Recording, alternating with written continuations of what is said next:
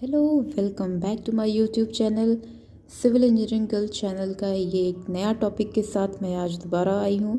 आज का टॉपिक है भारतीय इतिहास की कहानी। अक्सर हम पूरी हिस्ट्री समझ लेते हैं, पढ़ लेते हैं, मगर जब भी कोई क्वेश्चन पूछ देता है तो ऐसा लगता है कि कौन सा टॉपिक कौन से सीक्वेंस में था, कब मगध साम्राज्य आया था, कब मौर्य वंश आया था, कब धर्म सुधार आंदोलन शुरू हुए थे। तो इसको एक सीक्वेंस वाइज हम लोग एक ओवरव्यू देख लेते हैं, जिससे कि आइडिया लग जाता है। एक हम लोग का माइंड मैप तैयार हो जाता है। जब भी कोई कहीं से पूछेगा तो हम लोग एक सीक्वेंस तैयार रहेगा। इसलिए मैंने सभी सीक्वेंस में लिख कर एक जगह इकट्ठा करके लाई हूँ। तो चलिए शुरुआत करते हैं। तो सबसे पहले हम देखते हैं कि भारतीय इतिहास की कहानी शुरुआत कैसे होती है, मानव जन्म कैसे होता है, कैसे हमारी उत्पत्ति होती है ब्रह्मांड की। तो 13.5 अरब वर्ष पूर्व ब्रह्मांड की उत्पत्ति हुई थी, जो बिग बैंग थ्योरी ने दी थी। बिग बैंग थ्योरी के अनुसार ही हम लोग ये मानते हैं कि 13.5 अरब वर्ष पूर्व ब्रह्मांड की उत्पत्ति हुई थी। 4.5 अरब वर्ष पूर्व तकरीबन पृथ्वी की उत्पत्ति हुई, जब ग्रह आपस में टकरा कर एक नई ग्रह बना। और उसके बाद कई ग्रह बने, जिसमें से एक हमारी पृथ्वी भी थी। और उसके बाद जलीय जीवों का विकास हुआ, टेम्परेचर के कम होने और उसके अलग अलग इकोनॉमिक के जो भी इफ़ेक्ट था, पर्यावरणीय इफ़ेक्ट, उसके हिसाब से हम लोग का जलीय जीवों का विकास हुआ, जो कि डार्विन सिद्धांत के द्वारा प्रतिपादित किया गया था। उसके बाद आता है 40 लाख वर्ष पूर्व मनुष्य की उत्पत्ति होती है। 13.5 वर्ष पूर्व ब्रह्मांड की उत्पत्ति हुई। अब जाके 40 लाख वर्ष पूर्व मनुष्य की उत्पत्ति हुई, जो कि सबसे पहली बार अफ्रीका महाद्वीप में हुई, क्योंकि वहीं पर ही पहली बार मनुष्यों के होने की जानकारी प्राप्त हुई थी। और फिर आता है आदि मानव का पूरे विश्व में विस्तार। उसके बाद आदि मानव का विस्तार होता है, अलग अलग महाद्वीप में लोग फैल जाते हैं, रास्ते ढूंढते हैं, तो हर एक महाद्वीप में फिर अपने अपने आदि मानव का फैलाव हो जाता है। जैसे कि एशिया महाद्वीप, यूरोप, अफ्रीका, एशिया में भारत देश भी आता है।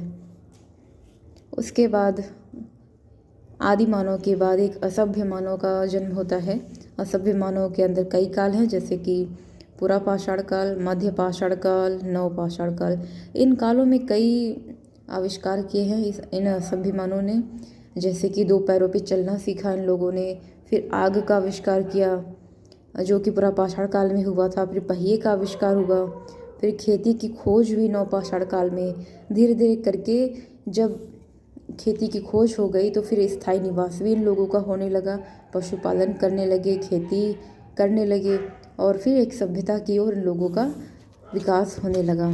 उसके बाद हम लोग का एक पहली सभ्यता का जन्म होता है, जिसका नाम है सिंधु घाटी सभ्यता।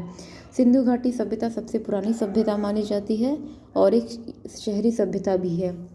उसमें उसके समकालीन कई सभ्यताएं थीं, जैसे कि मेसोपोटामिया, चीनी सभ्यता, यूनानी एंड रोम।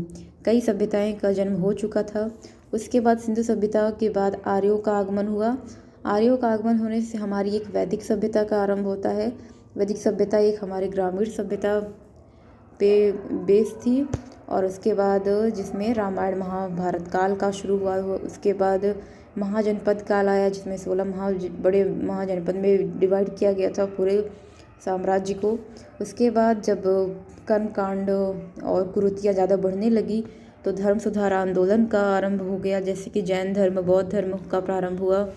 उसके बाद मगध साम्राज्य का विकास हुआ, मौर्य वंश का विस्तार हुआ। फिर विदेशी शासनों का आक्रमण होने लगा, जैसे कि हिंद, यूनानी, शक, कुषाण का आगमन होने लगा भारत देश में। उसके बाद गुप्त साम्राज्य की प्रारंभ हुई, जिसको हम लोग स्वर्ण युग के नाम से भी जाना जाता है। उसके बाद गुप्तोत्तर काल, जो कि दक्षिण के शासक में शुरू हो गया था। फिर हर्षवर्धन, गुर्जर प्रतिहार वंश शुरू हुआ। उसके बाद हमारा क्रम आता है मध्यकालीन भारत की शुरुआत होती है यहाँ से, जो कि उत्तर और दक्षिण साम्राज्य में फैल जाती है, जैसे कि सल्तनत काल, मुगल काल, जिसमें मुगलों का आगमन हुआ था, उसको मध्यकालीन भारत बोलते हैं। तकरीबन ये जब कुतुबुद्दीन ऐबक से पहले ये सब जो गुलाम वंश का आरंभ हो गया था, तभी से ही मुगलों का आरंभ हुआ था। फिर आया है हमारा आधुनिक भारत, जिसमें कि आज हम लोग हैं, जैसे कि ये तकरीबन 1550 के आसपास से शुरू हो जाता है। आधुनिक भारत मराठा, राजपूत, अंग्रेज़ों का शासन, धर्म सुधार आंदोलन जैसे कई का विकास होने लगा। अंग्रेज़ों का शासन भी हमारा यहीं से शुरू होने 1500 में से ही पुर्तगालियों का आगमन हो चुका था।